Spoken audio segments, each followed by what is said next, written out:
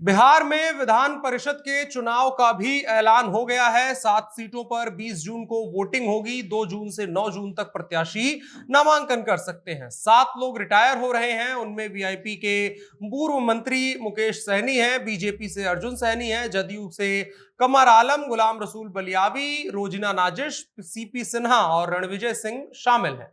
मुकेश सहनी इसमें सबसे ज्यादा चर्चित रहने वाले चेहरे हैं और सवाल इस बात का भी है कि उनको दोबारा से कौन भेजेगा विधान परिषद का सदस्य बना करके।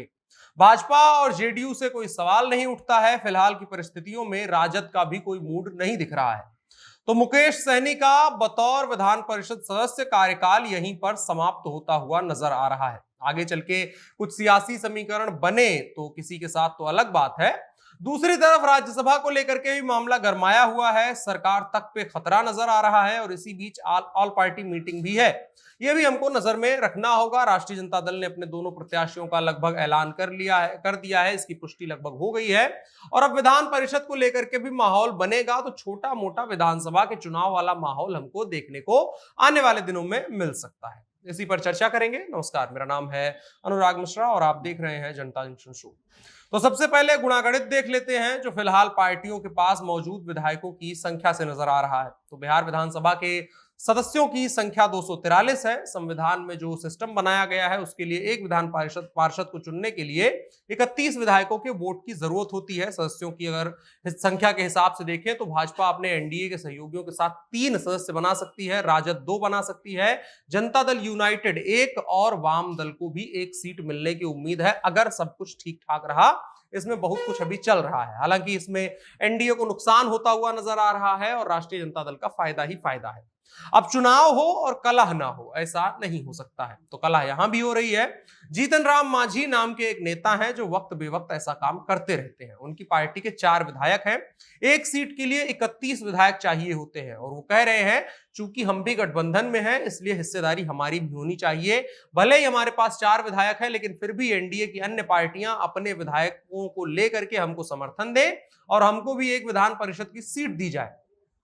उनका कहना है कि राज्यसभा में भी हमको नहीं मिला है लेकिन विधान परिषद में नहीं देंगे तो मामला ठीक नहीं रहेगा। ये एक तरीके से प्रेशर पॉलिटिक्स है जहां कतई व्यक्ति के पास संख्या बल नहीं है लेकिन जो संख्या है वो एक रस्सी की सबसे कमजोर कड़ी की तरह है। और एक साधारण सी परिभाषा है कि कोई रस्सी उतनी मजबूत होती है जितनी मजबूत उसकी सबसे कमजोर कड़ी होती है और गठबंधन की सियासत में इसी बात का फायदा उठाया जाता है। हालांकि जीतन राम मांझी को सीट दी जाएगी और उनका दबाव काम आएगा इसकी उम्मीद बेहद कम है लेकिन फिर भी आने वाले दिनों में कुछ हो हल्ला जीतन राम मांझी की तरफ से हमें देखने को मिल सकता है। इसके अलावा एक और नाम है मुकेश सहनी का। अचानक से एक बार फिर से चर्चा के केंद्र में आ गए हैं। इनका कार्यकाल समाप्त हो रहा है और ऐसे में इनको दोबारा सदन कौन भेजेगा यह भी सवाल है। सवाल यह भी है कि भेजे भी जाएंगे या नहीं। अगर नहीं भेजे जाते हैं तो इनकी सियासत पर 2024-25 तक के लिए अर्धविराम लग जाएगा और कोई भी फिलहाल मुकेश सहनी को भेजने की मूड में नजर नहीं आ रहा है। किसी की दिलचस्पी भी नहीं है। यह बात साफ तौर पर दिख रही है। तो क्या होगा इनका, यह भी देखने वाली बात रहेगी। दूसरी तरफ राज्यसभा को अगर देखें तो राजद की तरफ से दोनों नामों पर ऐसी खबरें आ रही हैं कि मुहर लग गई है। आज तकरीबन 3 बजे के आसपास ही कई जगहों पर यह बात सुनने को मिली। एक नाम जो साफ था मीसा भारती का, जो लालू यादव की बेटी है। दूसरा नाम फयाज अहमद का है। राष्ट्रीय जनता दल के ये दोनों उम्मीदवार रहेंगे और ये एक तरीके से राष्ट्रीय जनता दल की मुस्लिम वोटों की भूख को दिखाता है कि वो कोई मौका नहीं छोड़ना चाहती है जिसमें मुसलमान वोट उससे और मजबूती से जुड़ जाए। और फयाज अहमद के नाम में तेजस्वी यादव की भी दिलचस्पी काफी थी। उसकी वजह के तौर पर देखें तो सबसे पहली बात मुस्लिम प्रतिनिधित्व, राष्ट्रीय जनता दल की सबसे बड़ी वोटिंग लॉबी से वो आते हैं। दूसरी वजह यह है कि उत्तर प्रदेश में एक घटना हुई थी कि अखिलेश यादव जब पार्टी के अध्यक्ष बने थे तो उन्होंने जैसे ही पार्टी कमान संभाली तो उन्होंने उन लोगों से दूरी बनानी शुरू कर दी थी जिनके नाम पर सीबीआई या किसी भी केंद्रीय एजेंसी का लाल मार्कर चला हुआ था। वैसा ही अब तेजस्वी यादव भी चाहते हैं। पार्टी की जो कमान है अब आधिकारिक रूप से उनके हाथ में आने ही वाली है तो वो भी चाहते हैं कि लाल घेरे वाले लोग पार्टी के हायर हायरार्की से दूर हो जाएं थोड़ा सा। फयाज अहमद उसमें भी फिट बैठते हैं। और तीसरा और आखिरी कि आदमी पढ़ा लिखा हो जो राज्यसभा में पार्टी का पक्ष रख सके और मुख्य विपक्षी जो सत्ता में है भारतीय जनता पार्टी उसका मजबूत और तार्किक विरोध कर सके। इस वजह से माना जा रहा है कि फयाज अहमद को राज्यसभा भेजने में तेजस्वी यादव की निजी दिलचस्पी है। दूसरी तरफ एनडीए को देखें तो किसी सस्पेंस थ्रिलर की स्क्रिप्ट लिखने में बैठी हुई है। कोई नाम नहीं है। आरसीपी सिंह का पत्ता कटा कटा हुआ नजर आ रहा है। इसको लेकर के भी उपेंद्र कुशवाहा ने बड़ा शानदार बात कही। उन्होंने कहा सस्पेंस मीडिया द्वारा क्रिएट किया जा रहा है, हमारी तरफ से कुछ भी गड़बड़ी नहीं है। और यह भी कह दिए कि नीतीश कुमार लकीर से हट करके फैसला लेने के लिए जाने जाते हैं, इस बार भी ऐसा ही कुछ होगा। अब हम सोच रहे हैं लकीर से हटने के चक्कर में नीतीश जी लकीर से इतने दूर न चले जाएं कि अपने गांव से जाकर के किसी को उठा के लाएं और राज्यसभा दे दें और कह दें इस नाम पर कोई लड़ ही नहीं सकता है। हालांकि बिहार है, उसके नाम के पीछे भी एक उपनाम लगा हुआ होगा जिसके आधार पर लड़ाई हो सकती है। ये तो हल्की बात थी, लेकिन फिर भी एनडीए ने बहुत अद्भुत सस्पेंस बरकरार बना करके रखा हुआ है। देखते हैं ये जो माखन की मटकी है ये फूटती कब है, उसमें से कितना माखन निकलता है और क्या कुछ निकल करके आता है, और उस माखन के लिए लड़ाई कितनी होगी ये भी देखने वाली बात होगी। जब फूटेगा तब ये जो है इसको लेकर के बवाल मचना तय है। इसके अलावा भी बहुत कुछ खबरों में हो रहा है, उसको आगे इन शॉर्ट्स में बताएंगे। बड़ी खबर में इतना ही, अब बढ़ चलते हैं कार्यक्रम के अगले हिस्से की तरफ जिसका नाम है इन शॉर्ट। तो आज उत्तर प्रदेश में बजट पेश किया गया। वित्त मंत्री सुरेश खन्ना ने विधानसभा में राज्य का 6,15,518 करोड़ का लंबा चौड़ा 2022-23 का बजट पेश किया। वृद्धावस्था पेंशन योजना के तहत अब 1,000 रुपए दिए जाएंगे।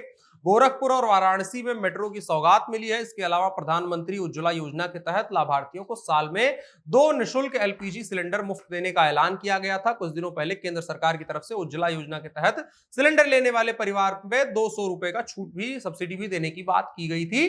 कुल मिलाकर के इसको लेकर के योगी आदित्यनाथ ने कहा है कि ये आने वाले 5 वर्षों के विजन को दिखाने वाला बजट है। इसके अलावा एक और खबर, काशी की ज्ञानवापी मस्जिद से शुरू हुआ मंदिर मस्जिद का विवाद अब राजस्थान पहुंच गया है। अजमेर की ख्वाजा गरीब नवाज की बहुत प्रसिद्ध दरगाह को हिंदू मंदिर होने का दावा किया गया है। इसे लेकर दिल्ली की एक संस्था ने मुख्यमंत्री अशोक गहलोत को पत्र भी लिखा है जिसमें पुरातत्व विभाग से दरगाह का सर्वे करवाने की मांग की गई है। इसके अलावा खबर महाराष्ट्र से, महाराष्ट्र भाजपा के अध्यक्ष चंद्रकांत पाटिल ने एनसीपी सांसद सुप्रिया सुले को राजनीति में आने के बजाय घर जाकर खाना बनाने के लिए कहा है। उनकी इस टिप्पणी पर विवाद खड़ा हो गया है। पाटिल के इस बयान के बाद सियासत गर्मा गई है और एनसीपी भी पलटवार इसका लगातार किए जा रही है।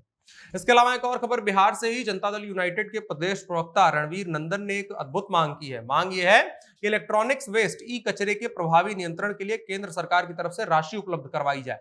रणवीर नंदन ने कहा कि ई कचरे के मुद्दे पर केंद्र सरकार को पहल करने की जरूरत है। उन्होंने यह भी कहा कि बिहार में हर व्यक्ति करीबन 100 से 200 ग्राम ई कचरा निकालता है। रणवीर ने यह भी कहा कि एक रिपोर्ट के मुताबिक वर्तमान में बिहार में प्रतिवर्ष 1 लाख टन से अधिक ई कचरा निकल रहा है। केंद्र सरकार उसके समायोजन के लिए राशि उपलब्ध करवाए। आज के इन शॉर्ट्स में इतना ही, अब बढ़ चलते हैं कार्यक्रम के अगले हिस्से की तरफ जो है आज का कानून। सुप्रीम कोर्ट ने वेश्यावृत्ति को लेकर के एक अहम निर्देश दिया है। सुप्रीम कोर्ट ने कहा है कि सहमति के साथ सेक्स करने वाली सेक्स वर्कर्स के साथ में उनके काम में पुलिस कोई दखल न दे, ना ही उनके खिलाफ आपराधिक कार्रवाई करे। सुप्रीम कोर्ट ने वेश्यावृत्ति को पेशा मानते हुए कहा है कि सेक्स वर्कर कानून के तहत सम्मान और सुरक्षा के हकदार हैं। सुप्रीम कोर्ट ने सभी राज्यों और केंद्र शासित प्रदेशों में पुलिस बलों को यौन कर्मियों और उनके बच्चों के साथ सम्मान के साथ व्यवहार करने और मौखिक या शारीरिक रूप से किसी भी तरह का ना दुर्व्यवहार करने का निर्देश दिया है।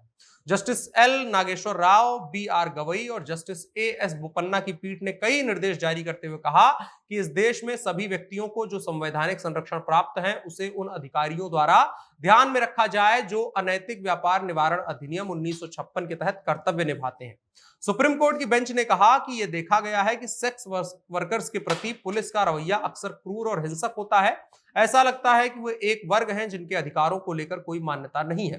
पुलिस और दूसरी केंद्रीय एजेंसियों को सेक्स वर्कर्स के अधिकारों के प्रति संवेदनशील होना चाहिए, जिन्हें सभी नागरिकों को संविधान में दिए गए जो बुनियादी मानवाधिकार है, दूसरे अधिकार मिले हैं, उनके प्रति संवेदनशील रहे। आज के कानून के हिस्से में इतना ही, अब बढ़ चलते हैं कार्यक्रम के आखिरी हिस्से की तरफ जो है नसीहत लेस ब्राउन की तरफ से। वो कहते हैं, हम में से बहुत से लोग अपने सपनों को नहीं जी रहे हैं क्योंकि हम अपने डर को जी रहे हैं। जिंदगी में बहुत अहम फलसफा है ये समझना चाहिए कि हम अपना डर जी रहे हैं या अपना सपना जी रहे हैं। कई लोग सपना जीने की उम्मीद में अपने डर को जिए जाते हैं और वो डर अंदर ही अंदर उनको मार देता है और कभी वो सपना जीने के काबिल हो ही नहीं पाते। तो इस चीज को शुरू में ही समझने और सोचने की जरूरत होती है। सोच समझ लीजिए क्या आप कर रहे हैं और उसी के हिसाब से जिंदगी जीजिए, बेहतर जिंदगी रहेगी। मगर आपकी राय क्या है कमेंट बॉक्स में बता सकते हैं। वीडियो को साझा करिएगा। आज की जनता जंक्शन शो में इतना ही। मेरा नाम अनुराग मिश्रा है, कैमरे पर ओम प्रकाश थे। शुक्रिया।